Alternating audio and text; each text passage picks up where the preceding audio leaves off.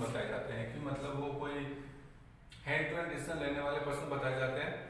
और उनकी कुछ बिलीव थी, कुछ थिंकिंग थी, वो जानते थे कि अगर मान लो इटली का हमने यूनिफिकेशन करना है तो उसके लिए उन्होंने इटली के जो दो स्टेट है पिडमोंट और सर्डिनिया, उन्होंने उसको एक रिस्पॉन्सिबिलिटी माना कि अगर इटली का यूनिफिकेशन होता है तो उसमें अपने इंपॉर्टेंट रोल प्ले वो पिडमोंट और सर्डिनिया प्ले कर सकते हैं, दोनों मिलकर ही इटली का यूनिफिकेशन कर सकते हैं। इसके अलावा उन्होंने ये भी माना कि इटली के यूनिफिकेशन में जो सबसे बड़ी प्रॉब्लम है वो कौन आ रहा है, यानी जो आपके ले सकते हो जो आपके सर्डिनिया और एक दे रखा है आपके पिडमोंट, ये दो ही हैं जो मतलब ये आगे इटली के यूनिफिकेशन में अपना रोल प्ले करेंगे। ये दो ही कर सकते हैं, हम ऐसा उन्होंने माना।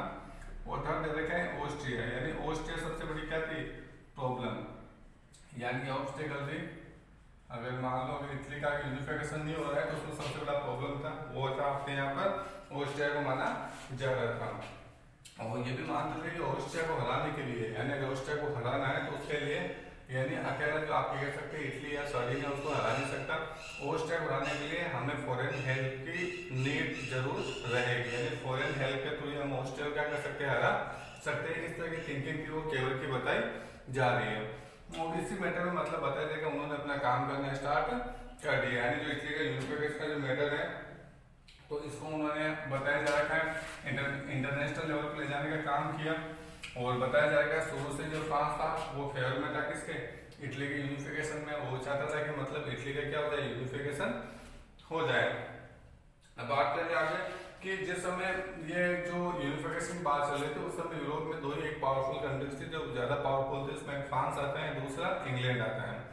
अब बताया जा रखा है यहाँ पर केवल को हेल्प किससे मिलेगी, तो बताया जा रखा है इंग्लैंड ने तो नॉन इंटरफेरेंस पॉलिसी भी यहाँ पर एडॉप्ट कर रखा था, तो इंग्लैंड से तो यहाँ पर किसी भी तरह की हेल्प की जो होप नहीं थी, उम्मीद नहीं थी। बचा आपके पास में फ्रांस, यानी फ्रांस से हेल्प लेने के लिए उन्होंने क्या किया, भाई एक क्रीमिया नाम का प्लेस है कंट्री है, तो वहां पर क्या था रिवोल्ट चल रहे थे, तो यहाँ पर केवल के थ्रू सर्डिनिया की आर्मी थी वो वहां पर क्रीमिया के अंदर भेजी गई थी, और जिससे बताया जा रहा है फ्रांस क्या होता है बहुत ज्यादा खुश हो जाता है, यानी फ्रांस जो सर्डिनिया के एक्शन से या केवल से बहुत ज्यादा खुश हो जाता है। और फिर केवल और फ्रांस के बीच में क्या होती है फ्रेंडशिप लगातार बढ़ जाती है। और इसी का एग्जांपल अपन देख सकते हैं पेरिस पीस कॉन्फ्रेंस जो 1856 में हुआ था, उसके अंदर बताया जा रहा था यहाँ फ्रांस के द्वारा सर्डिनिया को इन्वाइटेड किया जाता है। इससे ये चीज तो हो जाती है कि वास्तव में जो फ्रांस और जो इटली है उनके बीच में अच्छी फ्रेंडशिप है, और जो केवल ने इस तरह की जो अपॉर्चुनिटी का फायदा उठाने के लिए उन्होंने इटली की जो भी कंडीशन चल रही थी उस समय उस कंडीशन का जो रिस्पॉन्सिबल है वो किसको माना, यहाँ ऑस्ट्रिया को माना। यहाँ पर केवल ने इस तरह की जो आइडियाज या इस तरह की थिंकिंग जो इंटरनेशनल लेवल पर रखी कि भाई इटली की जो भी कंडीशन है मिजरेबल कंडीशन है उसका रिस्पॉन्सिबल कौन है, यहाँ पर उसका रिस्पॉन्सिबल यहाँ पर बताया जा रखा है ऑस्ट्रिया को उन्होंने माना था। अब आप बात करेंगे जो फर्स्ट फेज की कि फर्स्ट फेज किस तरह से कंप्लीट हो उसके बारे में पढ़ेंगे। तो जो फर्स्ट फेज था माना जाता है आपके जो फर्स्ट फेज है वो 1856 के अंदर ही माना जाता है, ठीक है ना। तो बताया जा रहा है इसमें हुआ क्या था उसके बारे में हम पढ़ेंगे। तो बताया जा रहा है assistance of Napoleon and attainment of Lombardy, कह सकते हो यहाँ पर असिस्टेंट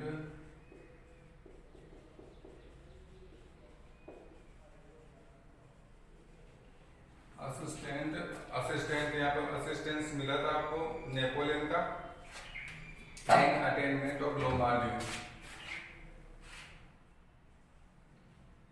एंड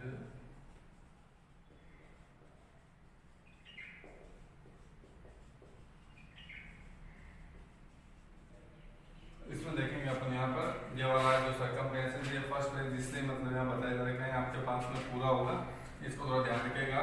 तो बताया जा रहा है कि एक बार नेपोलियन थर्ड है जिनके बारे में बताया जा रहा है वो क्या करते हैं, एक बार क्या होता है अपने हॉलीडेज के अंदर, यानी नेपोलियन थर्ड है अपने हॉलीडेज पे क्या करते हैं जो बताया जाएगा सर्डिनिया की जो आपकी बाउंड्री वहां पर हॉलीडेज के लिए जाते हैं। तो केवल को जब इनके बारे में इंफॉर्मेशन मिलती है कि भाई नेपोलियन थर्ड आ रखे हैं तो क्या करते हैं बिना किसी यानी प्रायर इंफॉर्मेशन दिए हुए वो भाई नेपोलियन थर्ड से मिलने के लिए चले जाते हैं। तो नेपोलियन थर्ड के बीच में और किसके बीच में, केवल के बीच में एक ट्रीटी होती है, ध्यान रखना आप यहाँ पर, ट्रीटी होती है बिटवीन नेपोलियन थर्ड एंड केवल, यानी नेपोलियन थर्ड के बीच में और केवल के बीच में यहाँ पे एक एग्रीमेंट होता है, ट्रीटी होती है। और ट्रीटी के अंदर कुछ प्रोविजंस बताए जा रखे हैं यहाँ पर। पहला प्रोविजन है कि टू यानी जो 2 lakh सोल्जर्स,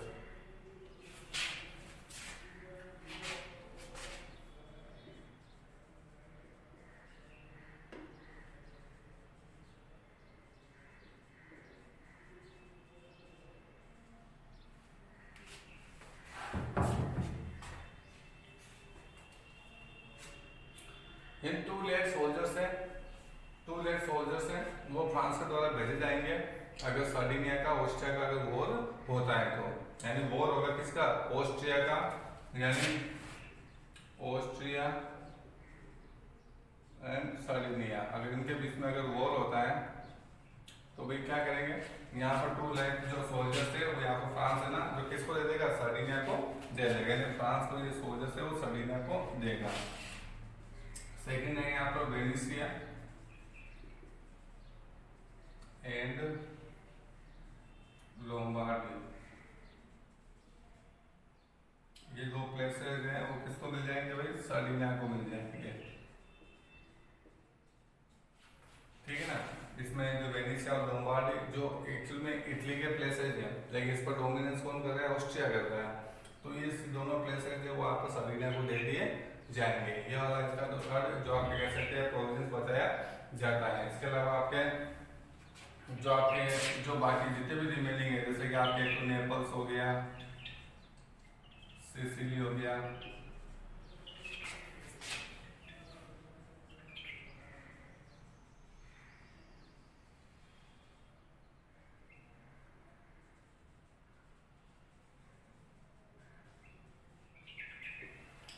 नेपल्स और सिसिली नाम के प्लेसेस है, इनका डोमिनेशन है वो किसका है, पोप के अंडर में रहेगा। कहने का मतलब दोनों प्लेसेस पोप के, यानी कहने का मतलब दोनों प्लेसेस के अलावा जो पहले प्लेसेस थे जो पोप के अंडर में आया करते थे, जो फ्री थे, वो सारे के सारे अनटच रहेंगे, यानी उनको कोई छेड़ेगा नहीं, वो है जैसे यहाँ पर बने हुए रहेंगे। अब यहाँ पर 2 प्लेसेस है जिनके बारे में हम बात कर रहे हैं, एक तो नीस है, एक सेवई है।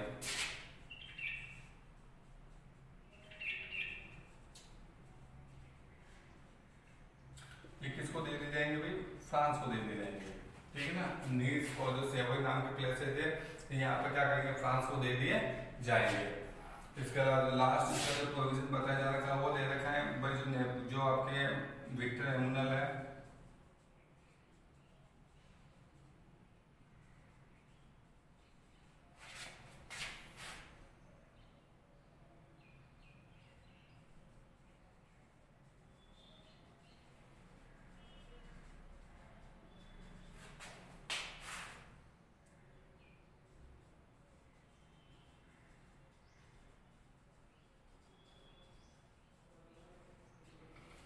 लास्ट वाला प्रोविजन बताया जा रखा है कि जो विक्टर एमुनल है, जो अपनी डॉटर है, उसकी जो मेनी है, उसकी शादी है वो आपके फ्रांस से रिलेटेड जो आपके प्रिंस है जिसका नाम जेरोम बोनापार्ट दे रखा है, इनके साथ उसकी शादी करवा देंगे, यानी इनकी जो बेटी है उसकी शादी जेरोम बोनापार्ट से करवाई जाएगी। ये 5 जो प्रोविजंस है वो आपके नेपोलियन और जो केवल के बीच में ट्रीटी हुई थी उनके यहाँ पर बताए जा रखे हैं, प्रोविजंस यहाँ बताए जा रखे हैं। उसके बाद बताया जा रखा है यहाँ पर, यानी केवल के थ्रू ऐसी एक्टिविटीज की जाती है जिसके थ्रू बताया जा रखा है इस एग्रीमेंट के अकॉर्डिंग बताया जा रखा है यहाँ पर केवल के थ्रू ऑस्ट्रिया को यहाँ उकसाने का, यानी प्रोवोक्ड उसको उकसाने का काम किया जाता है। और जैसा केवल चाहता है वैसे होता है, यहाँ पर कुछ ऐसी एक्टिविटी की जाती है केवल के थ्रू जिससे ऑस्ट्रिया क्या होता है, बहुत ज्यादा नाराज होता है, यानी कि इनका मतलब वो केवल के अगेंस्ट हो जाता है। बताया जा रखा है यहाँ पर एक वॉर होता है किसके से बीच में, यहाँ पर सर्डिनिया यानी ऑस्ट्रिया क्या करता है, सर्डिनिया पर क्या कर देता है, अटैक कर देता है। और इसी कंडीशन के अंदर, ऐसी कंडीशन में आगे के तुम पढ़ते थे इसके अंदर कॉन्ट्रीब्यूशन के अंदर, कहने का मतलब था जो अपने लास्ट नेपोलियन थर्ड के बारे में, नेपोलियन थर्ड और केवल के बारे में ट्रीटी उसके बारे में अपन ने पढ़ा, तो तो बताया जा रखा है। उसके बाद में जो ऑस्ट्रिया के बीच में और जो सर्डिनिया के बीच में वॉर होता है, और वॉर के अंदर बताया जा रखा है ऑस्ट्रिया लगातार कंटिन्यू यहाँ पर डिफीट खा रहा होता है, लगातार वो हारता जाता है। सडनली क्या होता है भाई, फ्रांस के थ्रू फ्रांस क्या करता है भाई, अपनी आर्मी क्या करता है, सेपरेट कर लेता है वॉर से।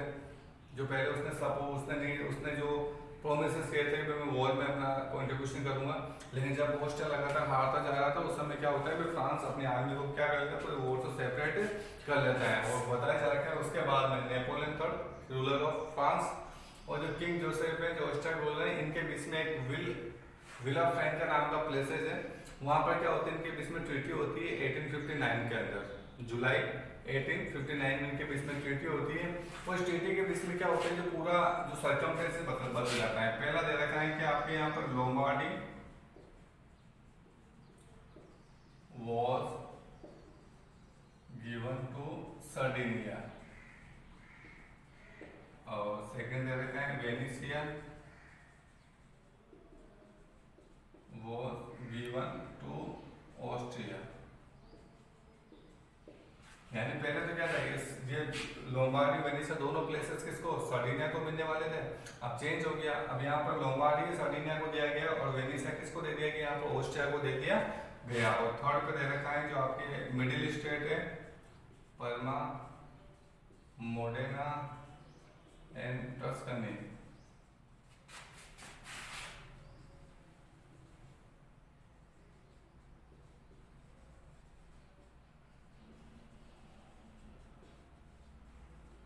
इसके अलावा जो मिडिल स्टेट है, पर्मा, मोडेना, टस्कनी, ये क्या करेंगे, ये तो इनको इंडिपेंडेंट रखा गया, वर्क इंडिपेंडेंट। ये क्या देंगे, इंडिपेंडेंट रहेंगे,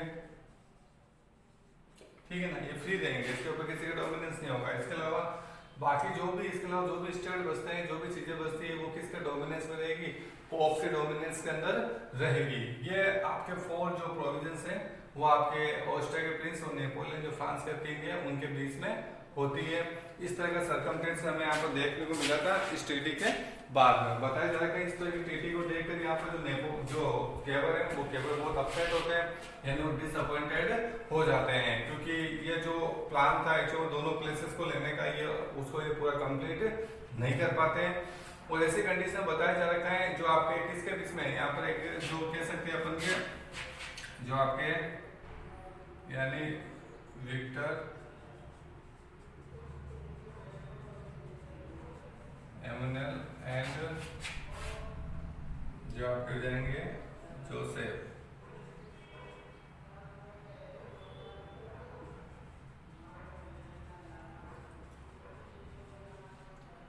इनके बीच में बताया जा रखा है एक ट्रीटी होती है, ट्रीटी ऑफ ज्यूरिच। ये भी आपकी 1859 सी को होती है ना बोलना, मतलब बताया जा रखा है आपके यहाँ पर जो विक्टर एमैनुएल के बीच में और यहाँ पर आपके किसके किंग जोसेफ के बीच में यहाँ पर ट्रीटी होती है जिसको अपन बोलते हैं ट्रीटी ऑफ ज्यूरिच बोलते हैं। और इस ट्रीटी के अंदर बताया जा रखा है जो भी आपके जो ये वाली ट्रीटी है, ट्रीटी ऑफ विला फ्रैंक है, इसमें जो प्रोविजंस थे उस जो सारे प्रोविजंस इस ट्रीटी के अंदर क्या होते हैं, मानने पड़ते हैं। यानी सिर्फ यहाँ पर लोम्बार्डी जो प्लेसेस है वो यहाँ पर सर्डिनिया को दिया जाता है। तो इसी तरीके से जो फर्स्ट फेज कंप्लीट होता है 1859 के अंदर, और जिसमें क्या होता है यहाँ पर सिर्फ एक प्लेस मिलता है, यहाँ पर इटली यूनिफिकेशन में सिर्फ ओनली वन ये एक जो प्लेस है यही यहाँ पर क्या होगा, ऐड किया जाएगा। सिर्फ लोम्बार्डी मिलता है फर्स्ट फेज के अंदर जो 1859 के अंदर हुआ था। इसके बाद में अगला जो लेते हैं वो आ जाएगा सेकंड टॉपिक। सेकंड टॉपिक की बात करें अपन तो यहाँ पर जो 3 जो मिडिल स्टेट की बात करेंगे अपन आगे कि मिडिल में कौन कौन से स्टेट थे वो यहाँ पर ऐड किए जाएंगे। अब बात करते हैं अपन जो मिडिल वाले प्लेसेस है उनके बारे में, सेंट्रल प्लेसेस कह सकते हो आप। तो भाई क्या होता है, यहाँ नेम लिख रहा हूं मैं, एक तो पर्मा हो गया, मोडेना हो गया और टस्कनी हो गया। ये तीनों प्लेसेज है जो आपके बिलोंग करते हैं किससे, तीनों प्लेसेज है जो बिलोंग कर रहे हैं आपके इटली से। अब बताया जा रहा है सेकंड फेज में क्या होता है, जो सेंट्रल स्टेट है उनको यहाँ पे ऐड किया जाएगा। तो बताया जा रहा है जैसे कि लोम्बार्डी में यहाँ पर इटली में ऐड किया गया था, तो चाहे परमा, मोडेना और टस्कनी, इनके अंदर क्या होते हैं, यहाँ के लोग थे वो यहाँ क्या करते हैं, यहाँ के रूलर के अगेंस्ट क्या करते हैं, रिवोल्यूशन करना स्टार्ट कर देते हैं, क्योंकि इनकी इच्छा थी कि मतलब इनको भी इटली में क्या करना चाहिए, ऐड किया जाना चाहिए। ठीक है ना, तो यहाँ पे ऐड किया जाना चाहिए। तो इस तरह की जो कंडीशन थी वो लगातार यहाँ पर क्या हो रही थी, चल रही थी। बताया जा रहा है इंग्लैंड ने यहाँ पर नॉन इंटरफेरेंस की जो पॉलिसी को अडॉप्ट कर रखा था, और इटली के लिए वो सिंपैथी भी रखा था, वो भी चाहता था कि मतलब इटली का क्या हो जाना चाहिए, यूनिफिकेशन हो जाना चाहिए। रही बात यहाँ पर फ्रांस की, तो फ्रांस में यहाँ पर दो प्लेसेस है जिसके बारे में बात करेंगे। यानी फ्रांस को बताया गया कि भाई आपको नीस और जो सिवोई नाम के प्लेसेस है वो यहाँ पर क्या करते हैं, आपको दे दिए जाएंगे, क्योंकि ऑस्ट्रिया लगा था कि ऑस्ट्रिया ने पहले जो प्रोविजन में लिखा था कि पोप के अंडर में रहेंगे, जो नेपल्स और सिसिली है वो उनके जो अंडर जिसके डोमिनेंस उस डोमिनेंस में रहेंगे। तो ऑस्ट्रिया लगा था क्या कर रहा था, यहाँ पर इंटरफेयर कर रहा था, वो चाह रहा था कि मतलब इन पे कंट्रोल कौन करे, ऑस्ट्रिया के द्वारा किया जाए। तो बताया जा रहा है कि केवल के थ्रू जो फ्रांस को ऑफर दिया गया कि भाई नीस और सेवोई नाम का प्लेसेस है, जो आपके ट्रीटी ऑफ विला फ्रैंका, जो आपके जो नेपोलियन थर्ड और जो केवल के बीच में ट्रीटी थी उसमें देने का प्रोमिस किया गया था, लेकिन जब फ्रांस के सेपरेट की वजह से वो प्लेसेस मिले नहीं थे, तो नीस जो आपके जो सेवोई नाम का प्लेस है फ्रांस को दे दिया जाएंगे, इस तरह का ऑफर फ्रांस को दिया जाता है। तो बताया जा रहा है यहाँ पर आपके रेफरेंडम देखने को हमें मिलेगा। रेफरेंडम का मतलब यहाँ पर वोटिंग करवाई जाएगी, सभी से डायरेक्ट वोटिंग की जाएगी कि एक्चुअल में वो किस स्टेट के अंदर ऐड होना चाह रहे हैं। तो बताया जा रहा है वोटिंग के अंदर बताया जा रहा है कि जो जब वोटिंग की जाती है तो ये तीनों प्लेसेस चाहे परमा, मोडेना, ये तीनों प्लेसेस क्या करते हैं भाई, इटली में मर्ज होने के लिए क्या करते हैं, वोटिंग कर देते हैं। ये तीनों प्लेसेस ये चाहते हैं कि वो इटली के अंदर मर्ज हो जाए, वो इटली के फेवर में क्या करते हैं, वोट करते हैं। इसके अलावा बताया जा रखा है यानी सर्डिनिया के जो आपके फेवर के अंदर यहाँ पे वोट किया जाता है। इसके अलावा आपकी जो नीस जो आपके प्लेसेस है, आपके नीस है और जो आपके सेवई है, ये करते हैं, ये फ्रांस के फेवर में वोटिंग करते हैं भाई। ये तीनों प्लेसेस के लोग चाहते हैं कि भाई हमें इटली में मर्ज होना है, और जो नीस है सेवई नाम के प्लेसेस है ये चाहते थे कि मतलब इनको फ्रांस के अंदर क्या करना है, फ्रांस के अंदर इनको मर्ज होना है। और बताया जा रहा है इस तरीके से जो इटली के जो आपके सेंट्रल प्लेस है जो परमा, मोडेना, टस्कनी, इनका मर्जमेंट किस में हो जाता है, इटली के अंदर हो जाता है। और इस तरीके से सेकंड फेज होता है वो क्या होता है, कंप्लीट हो जाता है। कौन से प्लेसेस मिले ध्यान रखना, सेकंड फेज के अंदर क्या हो? तो इसी तरीके से हम कह सकते हैं कि इटली का जो सेकंड जो यूनिफिकेशन का फेज जो कंप्लीट हो जाता है, जब पहला फेज है जिसके बारे में पहले पढ़ चुके हैं, इसके अंदर लोम्बार्डी को ऐड किया जाता है। सेकंड फेज आता है जिसके अंदर हम परमा, मोडेना और टस्कनी को यहाँ पे ऐड किया जाता है। अब जो थर्ड प्लेस है जिसके अंदर आपके बताएं थर्ड जो फेज इसमें नेपल्स और सिसिली को यहाँ पर ऐड किया जाएगा। तो नेपल्स और सिसिली में जो इसको मेजरमेंट करने का जो कह सकते हैं कंट्रीब्यूशन है, जो मतलब जो अपना रोल प्ले करेंगे वो गेरिबाल्डी, जिसके बारे में पढ़ेंगे उनका इंपोर्टेंट रोल यहाँ पर देखने को मिलेगा। बताया जा रहा है कि जिसपे गेरिबाल्डी है इनका जन्म होता है वो 1807 सी के अंदर नीस जो सिटी है आप पहले पढ़ चुके हैं, जिसके बारे में जिसको किसमें फ्रांस के अंदर ऐड कर लिया जाता है। तो वहां पर क्या होता है इनका जन्म होता है।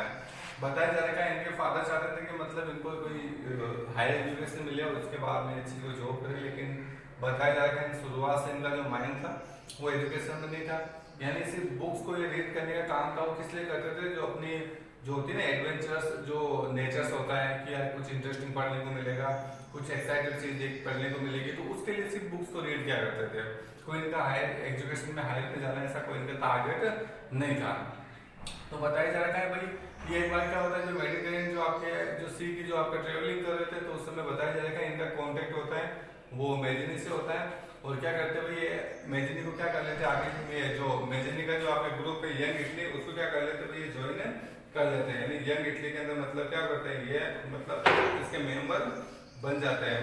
1833 की बात है, 1833 के अंदर हम बात करें 1833 के अंदर 1833 में ये क्या करते हैं कोई नेवल कंस्टेंसी होती है, ठीक है ना, उसमें क्या करता है इनका नाम आ जाता है कि भाई कुछ अटैक वगैरह करने में कुछ कैसे प्लानिंग करने में इनका नाम आ जाता है। तो भाई इनको क्या कर देते हैं, इनको डेथ का सेंटेंस वहाँ दिया जाता है कि भाई आपको क्या करेगा मौत या आपको मतलब पनिशमेंट के तौर पर मतलब मौत की सजा दी जाती है। लेकिन क्या करते हैं वहां से छूट कर या वहां से भागकर साउथ अफ्रीका चले जाते हैं। साउथ अफ्रीका जाकर बताया जा रहा है ये काफी टाइम पे मतलब कुछ जो फाइट करने की जो गोरिल्ला स्ट्रेटजी है जिनके बारे में बताया गया है, गोरिल्ला स्ट्रेटजी है उनके बारे में ये प्रैक्टिस करते हैं उसकी पूरी तरीके से। और बताया जा रहा है वापिस ये बताया जा रहा है कि अपने ये एक वापिस यानी कहने का मतलब है जो आपके नीड्स आने से पहले रेड कोट नाम का क्या करते हैं भाई ये ऑर्गेनाइजेशन बनाते हैं।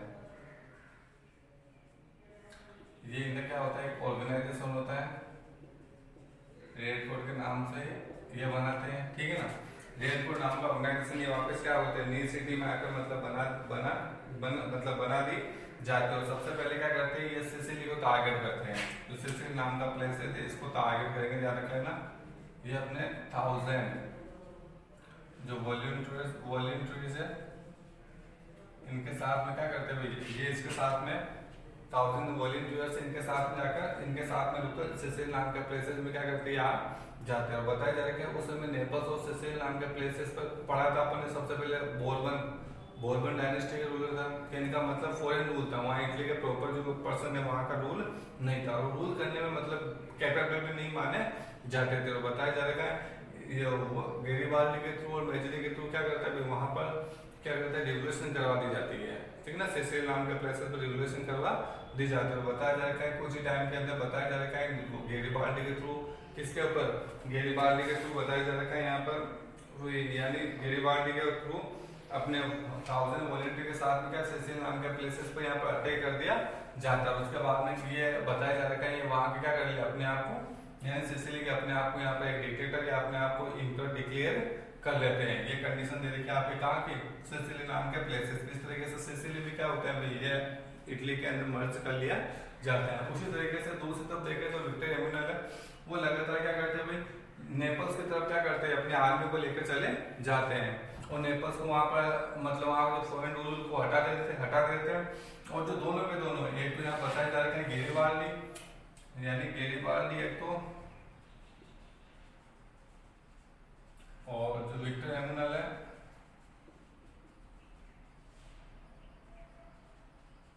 ये क्या करते हैं दोनों एक जो आपके प्लेसेस जिसका नाम दे रखा है एक जो प्लेसेस है जो आपके टियानो नाम का प्लेसेस है, ठीक है ना।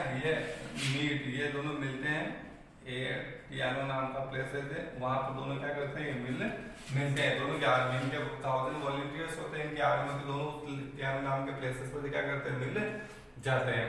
और बताया जाएगा वहां पर गैरिबाल्डी के थ्रू बताया जाएगा अपने 1000 वॉलंटियर्स है उनको विक्टर एम्यूनल को दे दिया जाता है कि भाई आप इनको हैंडल कीजिए।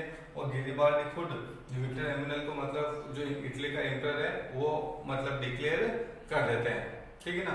और इसी तरीके से बताया जा रहा है जो थर्ड फेज होता है जिसमें नेपल्स और सिसिली को ऐड कर लिया जाता है, ठीक है ना।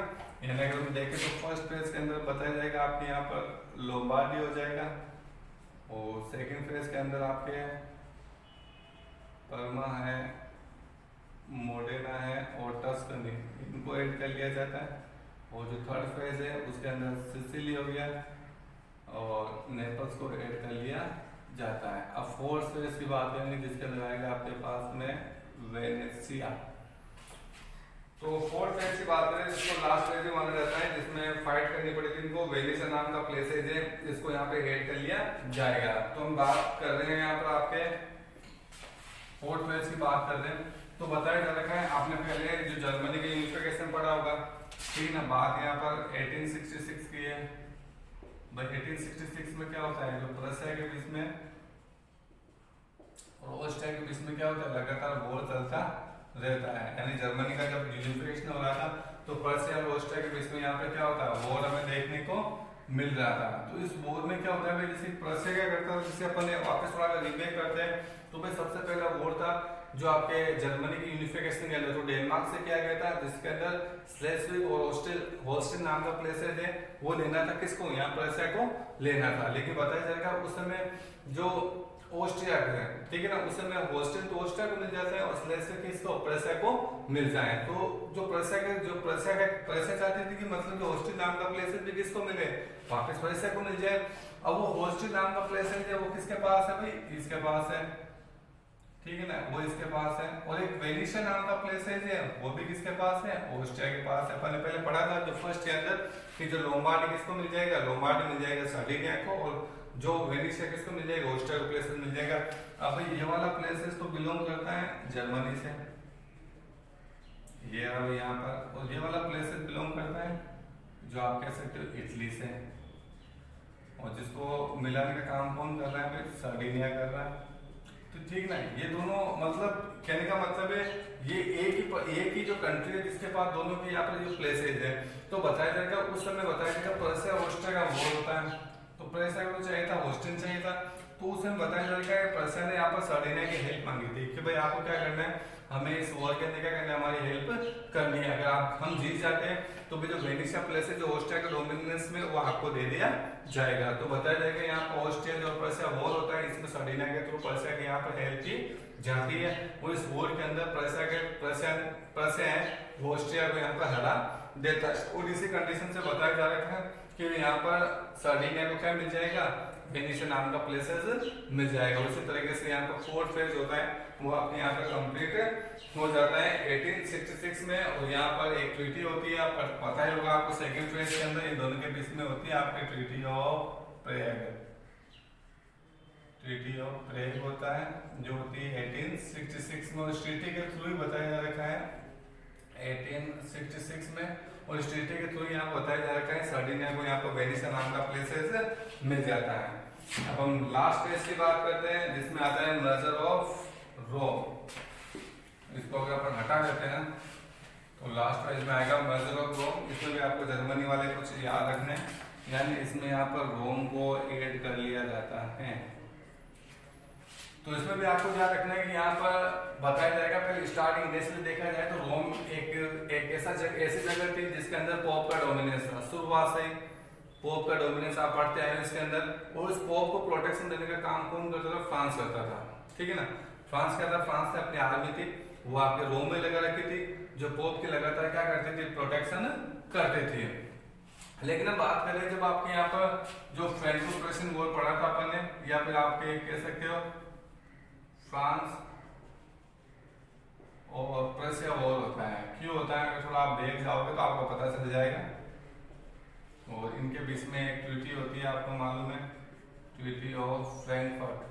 हालांकि उससे इसका कोई रोल नहीं है, इसमें ध्यान नहीं रखना है आपको ये वाली, यानी फ्रांस प्रुशिया वॉर होता है। आपको मालूम है क्यों हो रहा था, क्योंकि देखो जो ट्रीटी ऑफ प्रेग हुई थी, जो सेकंड प्रुशिया ऑस्ट्रिया वॉर हुआ था, तो उसमें क्या था, डिसाइड किया गया था फ्रांस को राइनलैंड के कुछ प्लेसेस दे दिए जाएंगे। लेकिन बताया जाता है जब वॉर एंड होने के बाद में यहाँ पर बिस्मार्क के द्वारा फ्रांस की बातों पर ध्यान नहीं दिया था, उसको इग्नोर किया जाता है। उसके बाद में लक्समबर्ग नाम का प्लेसेज है, उसको खरीदने के लिए फ्रांस यहाँ क्या प्रपोजल रखता है, किसके सामने, जर्मनी के सामने, लेकिन उस प्रपोजल को भी यहाँ क्या कहता है, डिफ्यूज कर दिया जाता है। तो इसी कंडीशन में क्या होता है, फ्रांस एंग्री हो जाता है, और फिर फ्रांस और प्रुशिया के बीच में वॉर होता है।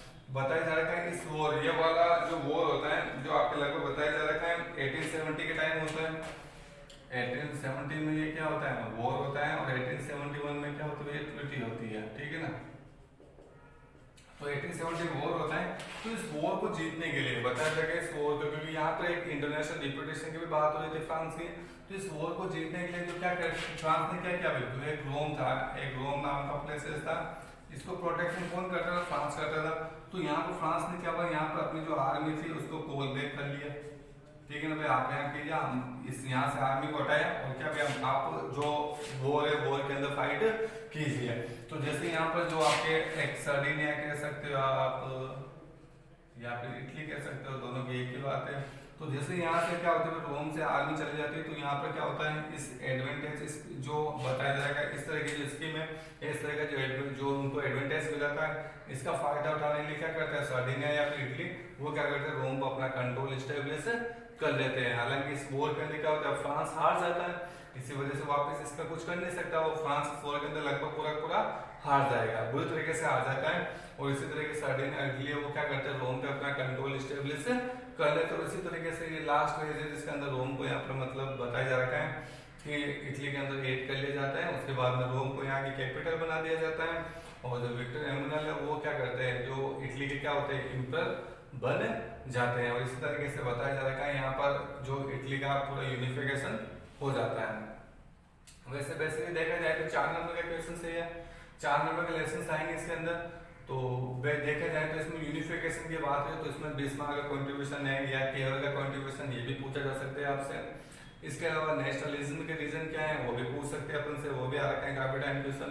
इसके अलावा इंग्लैंड के अंदर रिवोल्यूशन क्यों स्टार्ट हुआ, सबसे पहले इंडस्ट्रियल रिवोल्यूशन क्यों स्टार्ट हुआ, वो भी पूछा जा सकते हैं आपसे, ठीक है ना। इसके अलावा आप ये देख सकते हो कि जैसे कि क्या क्या हमें चेंजेस यानी क्या क्या हमें बदलाव देखने को मिले थे इंडस्ट्रियल रिवोल्यूशन के बाद, चाहे वो एग्रीकल्चर सेक्टर में हो, चाहे कॉटन टेक्सटाइल सेक्टर में हो, चाहे आयरन इंडस्ट्री सेक्टर के अंदर हमें देखने को मिले हैं। 4 मार्क्स का क्वेश्चन तो उसके हिसाब से उसको रेडी करना है। इसके बाद में जो हिस्ट्री का टॉपिक होने के बाद में जो अगला हम चैप्टर है वो हम डेमोक्रेसी स्टार्ट करेंगे, लेसन 5 यानी टारगेट है अपने पास कि एक हिस्ट्री का हो जाए, उसके बाद अपन एक सिविक्स का लेंगे, उसके बाद में अपन एक इकोनॉमिक का एक चैप्टर करवाएंगे, उसके बाद में फर्दर अपन जो लास्ट है वो ज्योग्राफी का लेंगे। तो अगला चैप्टर है वो आपका डेमोक्रेसी से रिलेटेड है, जिसके बारे में हम डिस्कस है वो अगले लेक्चर के अंदर अगले क्लास के अंदर करेंगे। तो क्वेश्चन अगर आपको इसमें कुछ समझ में नहीं आ रहा और कुछ अगर आपको दिक्कत आ रही है, कुछ प्रॉब्लम्स आ रही है, तो आप क्वेश्चन लिखकर डिस्क्रिप्शन में क्वेश्चन लिख सकते हैं, उसका आंसर आपको दे दिया जाएगा। Thank you.